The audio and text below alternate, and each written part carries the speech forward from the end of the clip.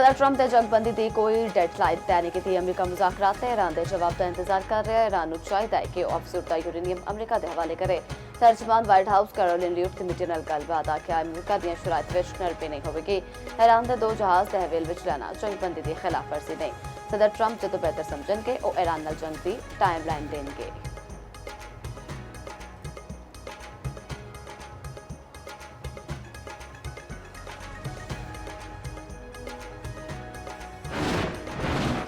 जंगबंदी या मुज़ाकरात के लिए वेले की कोई पाबंदी नहीं। 3 तो 5 दिहाड़ियां की मोहलत दी खबर झूठियां ने। अमरीकी सदर डोनाल्ड ट्रंप की फोकस न्यूज़ नाल गलबात आखिया लोग आखते ने कि मिड टर्म इलैक्शन की वजह नाल मामला खत्म करना चाहना है। सच नहीं।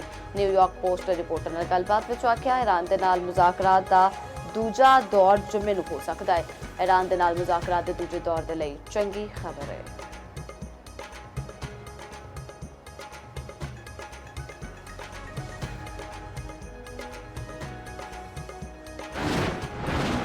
वफाक वज़ीर दाखिला मोहसिन नकवी नाल अमरीकी सफीर की मुलाकात। इस्लामाबाद मुज़ाकरात के हवाले नाल सफारती काविशां ते गलबात।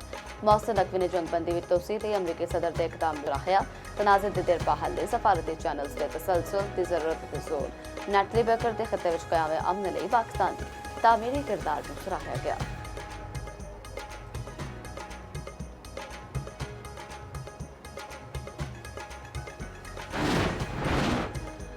Bharat Pahalgam false flag operation के हवाले नाल पाकिस्तान के जवाब ना दे सकिया। DGISP lieutenant general Ahmed Sharif Chaudhry ने पहलगाम फॉल्स फ्लैग तो 30 अप्रैल 2025 तो पर्दा चुकिया सी। DGISP ने आख्या सी जो इल्जाम ये आ कि वाकया पाकिस्तानी सरजमीन तो नाम नहाद दहशतगर्दा ने किया तो यह मद्देनजर रखा जाए कि पहलगाम किसी भी पाकिस्तानी कस्बे तो 200 किलोमीटर दूर है। FIR के मुताबिक 10 मिनट में पुलिस का अपड़ना तो वापस आकर रिपोर्ट दर्ज करना सवालिया निशान है।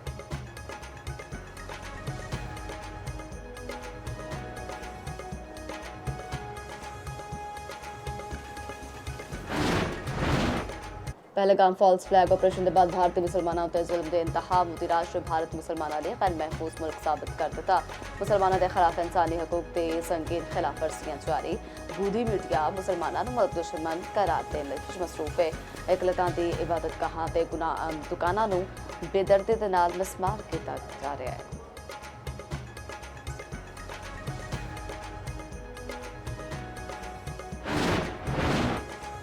अफगान हैकर्स ने भारतीय मीडिया चैनल हैक कर दिता। खुसूसी पैगाम नशर तालिबान के भारत के नाल ताल्लुकात मुस्तरद। रिपोर्ट के मुताबिक भारतीय मीडिया नेटवर्क वन इंडिया नूं हैक कर लिया गया। नशरियात गैर मामूली पैगाम की नुमाइश का जरिया बन गई। इतलात के मुताबिक इस नेटवर्क के सोशल प्लेटफॉर्म उत्ते 3 मिलियन तो वध फॉलोअर्स ने। हैकिंग की जिम्मेदारी एक ग्रुप ने कबूल की जिहड़ा खुद नूं ट्रू मुस्लिम अफगान आखदे ने।